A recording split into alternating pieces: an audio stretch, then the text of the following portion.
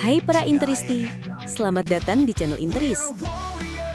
Kami akan selalu memberikan informasi terbaru tentang klub kesayangan kita, Inter Milan. Jangan lupa di-subscribe biar tidak ketinggalan beritanya.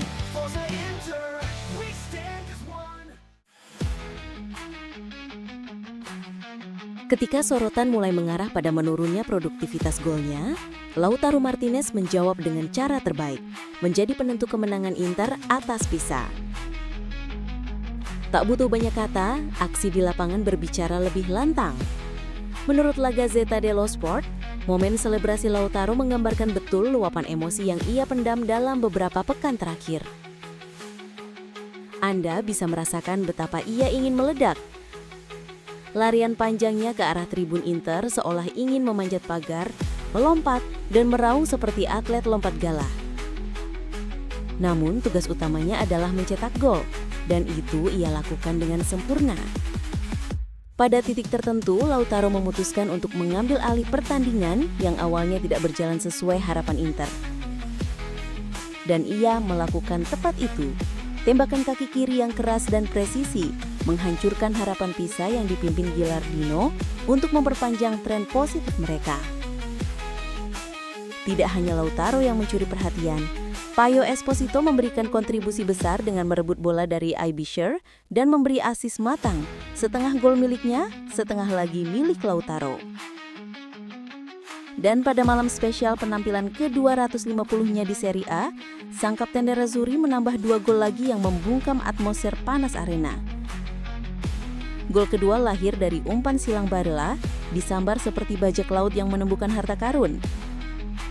Namun hasil ini bukan hanya mengusir awan kelabu dari pundak Lautaro, tetapi juga dari seluruh skuad Inter. Ada satu momen krusial lainnya, pergantian pemain. Ini adalah yang ketiga dalam 8 hari, tetapi suasananya sangat berbeda dari pekan-pekan sebelumnya. Jika sebelumnya pergantian menimbulkan kontroversi terkait kondisi fisik Lautaro, kali ini Cifu memanggilnya keluar untuk memberinya pelukan bukan sebagai sinyal ketidakpercayaan. Wajah Lautaro tetap dengan ciri khas seriusnya, tapi begitu ia mengenakan jaket, ia memeluk Cifu dan Kolarov. Itu adalah bentuk penghargaan dan rekonsiliasi kecil setelah tensi yang sempat memanas di derby. Dan malam itu menjadi sempurna ketika Lautaro menembus catatan sejarah. 163 gol untuk Inter, melewati legenda Sandro Mazzola, dan kini berada di posisi keempat daftar top scorer sepanjang masa klub. Podium yang ditempati Roberto Boni Senega tinggal 8 gol lagi. Musim ini, Lautaro sudah mengemas 10 gol dalam 16 laga starter, 6 gol di Serie A dan 4 gol di Liga Champions. Statistik menunjukkan satu hal, performanya justru lebih baik dibanding periode yang sama musim lalu, ketika ia hanya mengoleksi 6 gol.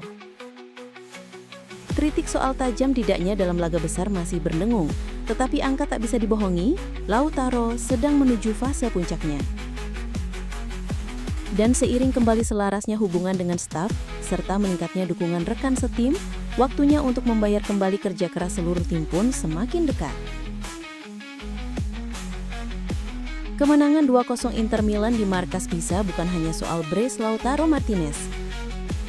Ada cerita lain dari pemain yang tampil sebagai pengganti namun memberikan dorongan besar, yakni Andy Diouf. Masuk di babak kedua, gelandang Prancis itu langsung menambah intensitas dan membuat aliran bola Inter lebih hidup. Seusai laga, Diouf berbicara kepada DAZN dan mengungkapkan ambisi pribadinya musim ini. Diouf tidak menutupi keinginannya.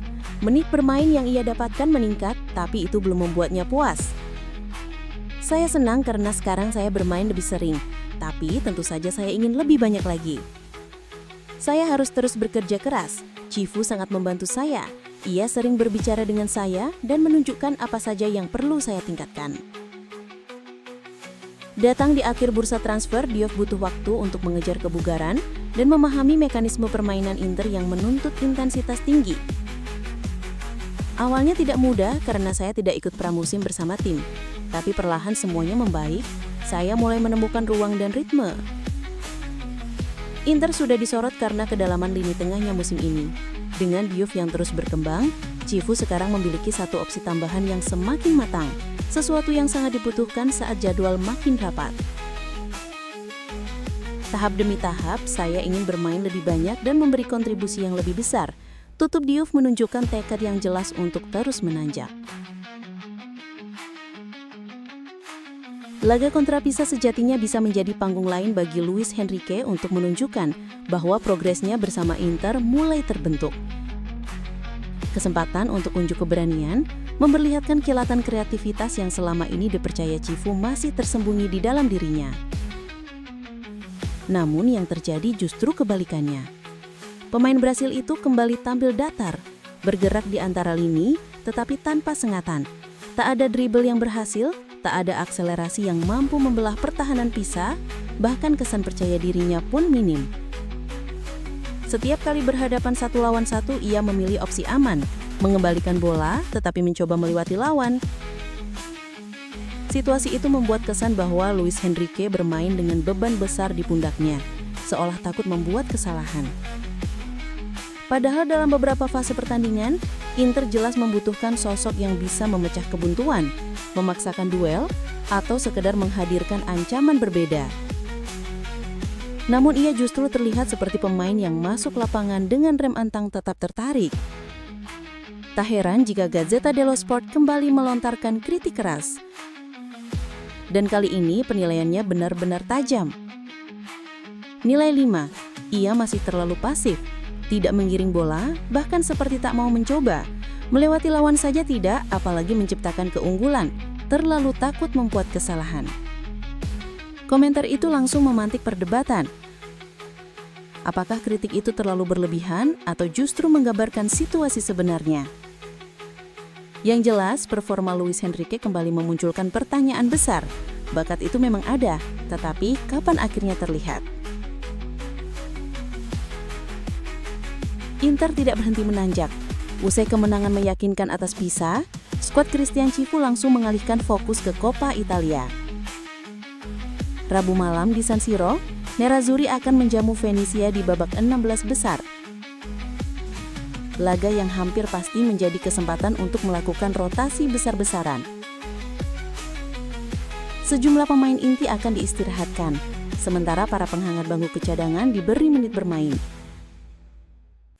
Dan dari semua perubahan yang direncanakan, satu nama yang paling mencuri perhatian adalah Josep Martinez.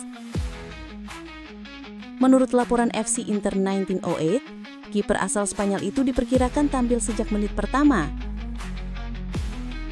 Ini akan menjadi laga pertamanya setelah insiden tragis pada 28 Oktober yang menyebabkan meninggalnya Paulo Saibite, pria 81 tahun yang terlibat dalam kecelakaan tersebut. Sejak kemenangan 2-0 atas Cagliari pada 27 September, Martinez belum kembali berdiri di bawah mistar gawang. Pertandingan melawan Venezia ini bisa menjadi momen penting, bukan hanya secara teknis tetapi juga secara emosional, untuk kembali menemukan ritme dan rasa percaya diri. Cifu pun melihat duel Coppa Italia ini sebagai kesempatan tepat, memberi ruang bagi pemain yang lama absen, sembari tetap menjaga ambisi Inter untuk melaju sejauh mungkin di kompetisi domestik tersebut.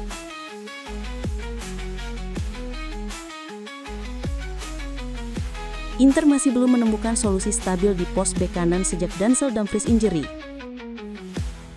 Berbagai eksperimen dilakukan, mulai dari Carlos Augusto, lalu Luis Henrique hingga Diouf yang dicoba dalam laga melawan Pisa, dan justru tampil paling meyakinkan meskipun itu bukan posisi naturalnya sama sekali. Namun bantuan tak terduga datang dari tim U23. Pelatih Stefano Vecchi menemukan opsi baru yang bisa menjadi inspirasi bagi Cifu, yaitu Isiaka Kamate sebagai bek kanan dalam sistem 3-5-2. Hasilnya, lebih dari sekedar positif. Vecchi menjelaskan alasan keputusannya dan kenapa posisi itu bisa menjadi langkah yang tepat bagi Kamate. Kamate sebagai bek kanan dan Cinque Grano di belakangnya, itu solusi yang memberi banyak indikasi bagus. Kamate memang keluar dari akademi sebagai pemain sayap, meskipun posturnya tinggi. Tapi justru itu membuatnya serbaguna, ia bisa bermain di banyak zona, sayap, gelandang, bahkan gelandang tengah. Hari ini ia sangat aktif, terutama di babak kedua, banyak hal baik yang ia lakukan. Begitu pula Cinquegrano beberapa meter lebih ke belakang. Kinerja Kamate membuat pintu terbuka bagi skenario menarik. Cifu bisa saja memanggilnya naik ke tim utama untuk menambal absennya Denzel Dumfries. Tidak ada pelatih yang lebih mengenal Kamate selain Cifu sendiri, menghabiskan waktu bersamanya di Primavera, dan kini rekomendasi itu datang dari orang yang juga melihat perkembangan sang pemain dari dekat. Apakah ini saatnya Inter memberi kesempatan pada Kamate? Paling tidak opsi itu kini semakin masuk akal.